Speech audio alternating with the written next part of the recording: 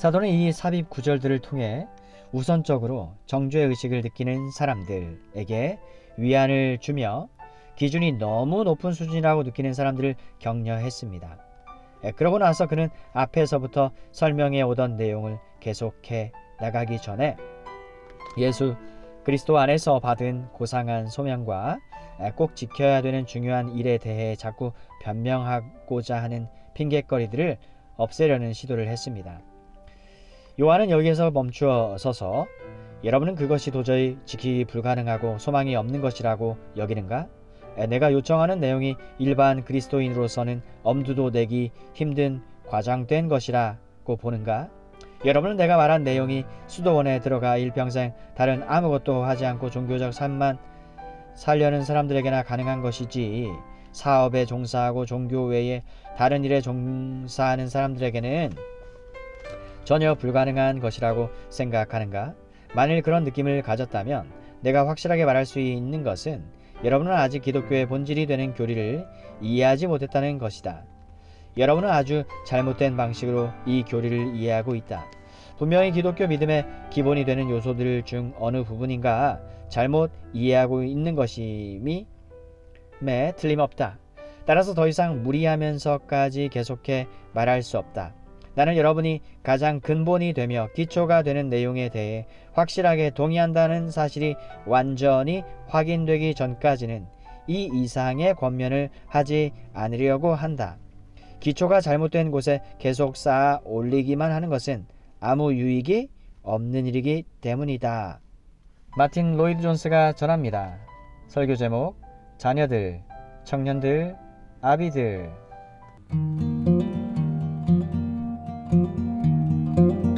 요한일서 2장 12절 이하 14절 말씀입니다.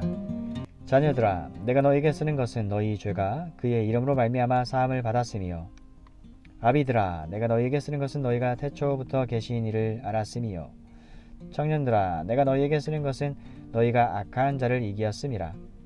아이들아, 내가 너희에게 쓴 것은 너희가 아버지를 알았으며, 아비들아, 내가 너희에게 쓴 것은 너희가 태초부터 계신 이를 알았으며, 청년들아, 내가 너희에게 쓴 것은 너희가 강하고 하나님의 말씀이 너희 안에 거하시며 너희가 흉악한 자를 이기었음이라. 본문의 세 절은 사도가 초대교회 교인들에게 보낸 편지 안에 담겨있는 일련의 권면과 요청 가운데 삽입된 내용입니다. 사도가 하나님과의 교제를 나누는데 필수 요소인 형제 사랑에 대한 계명을 지켜야 된다고 말한 앞의 내용들을 이미 보았습니다. 이제 그는 계속해 또 다른 강하고 자극적인 권면의 말씀을 제안할 것입니다. 즉, 이 세상이나 세상에 있는 것들을 사랑하지 말라. 누구든지 세상을 사랑하면 아버지의 사랑이 그 안에 있지 아니하니와 같은 내용의 권면을 뜻합니다. 하지만 권면의 말씀을 제안하기에 앞서 사도 요한은 본문과 같이 연관성이 없어 보이는 듯한 내용을 삽입했습니다. 그러므로 왜 사도가 이 구절들을 삽입했는가? 왜 연속되는 권면의 말씀을 11절을 끝으로 갑자기 중단하고 12절 이하 14절에 걸쳐 자녀들아, 내가 너희에게 쓰는 것은 너희 죄가 그의 이름으로 말미암아 사함을 받았으며 와 같은 말을 했는가, 말씀을 했는가에 대한 이유를 확실하게 찾아보는 것이 중요하다고 봅니다. 그 이유를 생각해 보는 것은 매우 흥미있는 일이기도 합니다. 사도는 다음과 같은 이야기를 했습니다. 나는 여러분에게 이제까지 기초가 되는 원리들 중 몇 가지를 설명했습니다. 또 그리스도인으로서 지켜야 할 몇 가지의 요구들에 대해 상기시켜 주었습니다. 그리고 축복받을 수 있는 조건들에 대해서도 역시 보여주었습니다. 그렇다면 왜 그는 이 같은 내용들에 대해 계속 언급하다가 중단하고 다른 내용으로 전환했을까요? 내가 보기에 사도가 워낙 사랑과 이해심이 많은 목회자였기 때문에 결국 그의 궁극적 목적은 단순하게 기독교 교리를 늘어놓는 것이 아니라 양떼들을 실제적으로 도우려는 데 있었다고 봅니다. 따라서 그는 그들에게 호소해야 했을 뿐 아니라 전하려는 내용을 그들이 충분히 이해하고 있는가를 확인할 필요가 있었습니다. 그리하여 나름대로 독특하고 실용적 방식으로 잠시 멈추어 지금까지 내가 말한 내용을 이해할 수 있는가? 내가 하고자 하는 말의 의도를 아는가?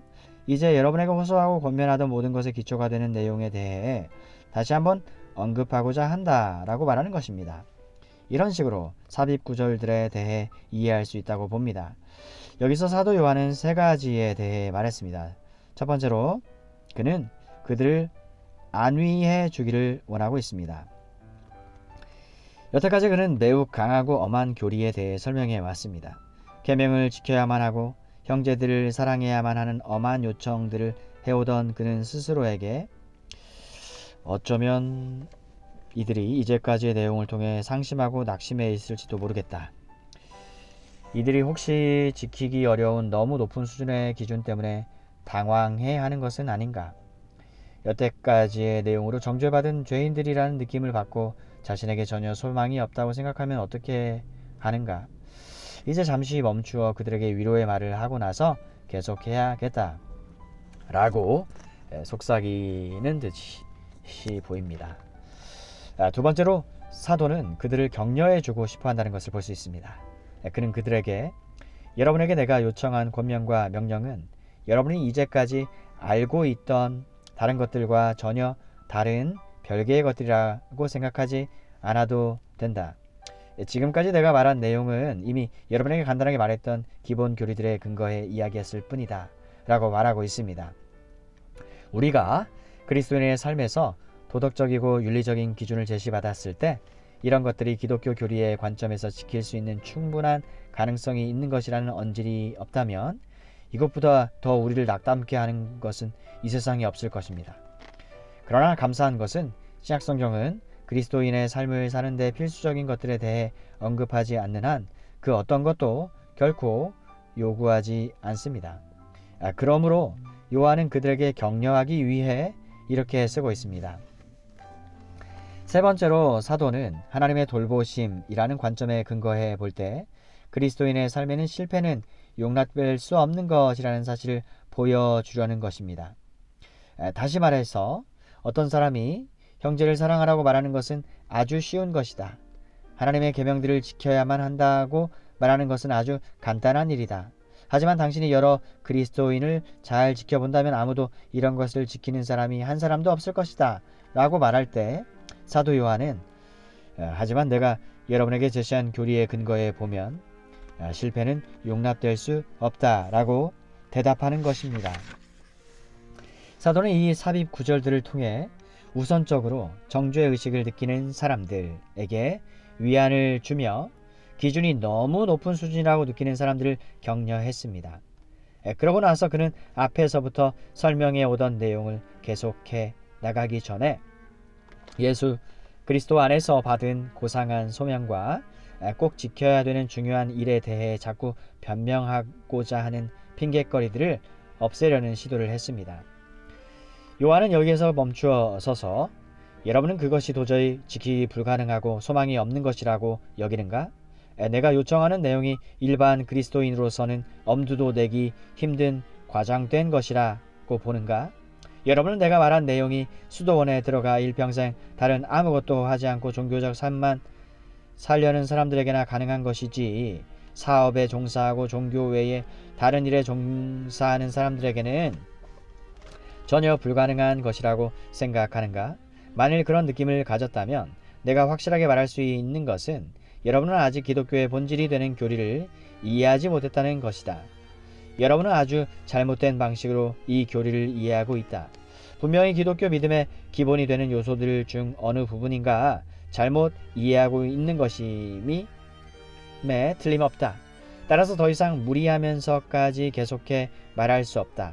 나는 여러분이 가장 근본이 되며 기초가 되는 내용에 대해 확실하게 동의한다는 사실이 완전히 확인되기 전까지는 이 이상의 권면을 하지 않으려고 한다.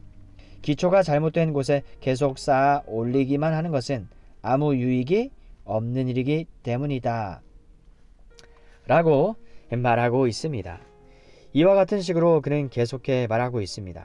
그는 한 가지 가정에 근거해 이 글을 쓰고 있다고 말했습니다. 자녀들아, 내가 너희에게 쓰는 것은 너희 죄가 그의 이름으로 말미암아 사함을 받았음이요. 아비들아, 내가 너희에게 쓰는 것은 너희가 태초부터 계신 이를 알았음이요. 청년들아, 내가 너희에게 쓰는 것은 너희가 악한 자를 이기었음이라는 말씀을 통해 사도 요한은 다음과 같은 의미를 전달했습니다. 이것이 기본이 되는 가정입니다. 여러분이 여기에 대해 확실하지 않다면 내가 말한 요청과 권면의 내용은 전혀 쓸모가 없는 것이 됩니다. 따라서 내가 계속해 이 세상을 사랑하지 말라고 한다든지 이 세상에 있는 것들도 사랑하지 말라고 한다는 것은 단지 시간만 낭비할 따름이다. 여러분이 가장 기본이 되는 기독교 교리 내용을 취하지 않는다면 당연히 내가 하고자 하는 말도 이해할 수 없을 것이다. 그저 불가능한 내용으로만 받아들일 것이기 때문이다. 그러니 더 이상 진도를 나가기 전에 여러분이 가장 중요한 것들에 대해 동의하는지 아닌지를 확인해야 되겠다. 다시 말해 우리는 새 구절에서 가장 기본이 되고 지극히 필수적이며 모든 기독교 견해에서 조금도 감할 수 없는 가장 기초적인 내용을 접하게 됩니다. 나는 이 시간에 사도가 기독교의 중요한 계율을 설명하는 데 사용한 전개 방식에 대해 구체적으로 토론하고 싶은 마음은 없습니다. 우리는 주석가들이 이런 구체적 방식에 많은 시간을 소요한다는 것을 알고 있습니다. 그들은 요한이 왜 이 구절에서 자녀들아, 아비들아, 청년들아 라는 말을 반복해 사용했으며 이 단어들이 의미하는 바가 무엇인가에 대해 토론합니다. 이런 토론은 진행되어 가면서 흥미를 불러일으키는 것이 사실이지만 내가 볼 때 그리 중요하지 않고 그렇게 하는 것이 그리 큰 유익도 주지 못할 것이라고 봅니다. 저자들에 따라 다른 견해를 가지기 때문에 어느 두 사람의 견해도 일치되지 못하는 것을 볼 수 있습니다. 우리는 2장 1절에 나오는 자녀들아 라는 말이 모든 그리스도인을 의미하는 것인가 아니면 문자적으로 어린아이들만을 의미하는 것인가 질문할 수 있습니다. 같은 방식으로 아비들아, 청년들아에 대해 질문하게 됩니다. 12절에 나오는 자녀들아 라는 단어는 헬라어로는 1절에 나오는 단어와 다른 형태를 가지고 있습니다. 이런 이유로 이 단어가 어린아이만을 의미하는지 아니면 모든 그리스도인을 의미하는지에 대해 의견이 분분합니다. 하지만 우리는 이런 질문에 결론을 제시할 수 없습니다. 사실 그리 중요한 문제도 아닙니다. 어쨌든 이것을 두 가지 방향에서 살펴볼 수 있겠습니다. 첫째로 자녀들아는 모든 그리스도인을 가리킨다고 받아들일 수 있습니다.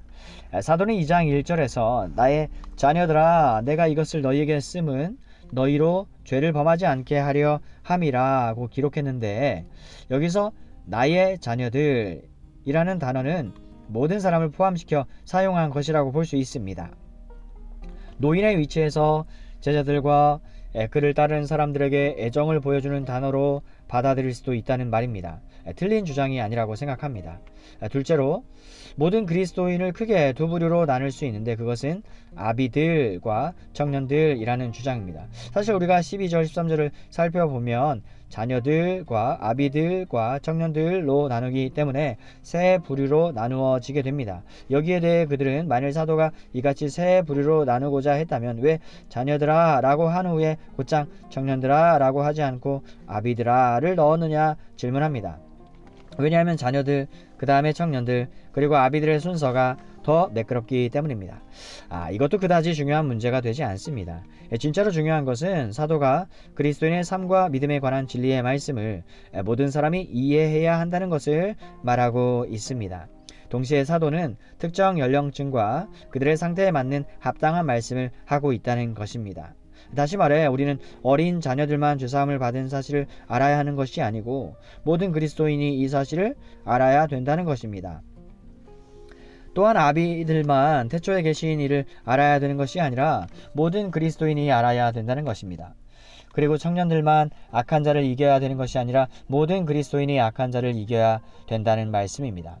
그러므로 우리는 사도가 모두를 위해 이 글을 기록한 것으로 받아들일 수 있습니다. 그리스도인의 삶에 주어지는 단계와 상태들이 있기 때문에 모든 단계에 필요한 메시지이면서도 어느 한 단계에 더 강조해야 될 말씀을 필요에 따라 적절하게 제시하는 것으로 볼 수 있습니다. 이 내용이야말로 기독교 믿음에서 멋진 부분이라고 여겨집니다. 모든 것이 모든 개개인을 위한 것이면서도 특정한 부분에 알맞는 특정한 적용이 동시에 주어진다는 것입니다. 나는 이런 의도로 사도가 이 글을 기록한 것임이 틀림없다고 봅니다. 지혜로운 목자로서 사도는 전반적 관점을 상기시켜 주면서도 아울러 연령과 상태에 합당한 말씀을 주고 있습니다. 이러한 배경에서 이 말씀을 살펴보도록 합시다.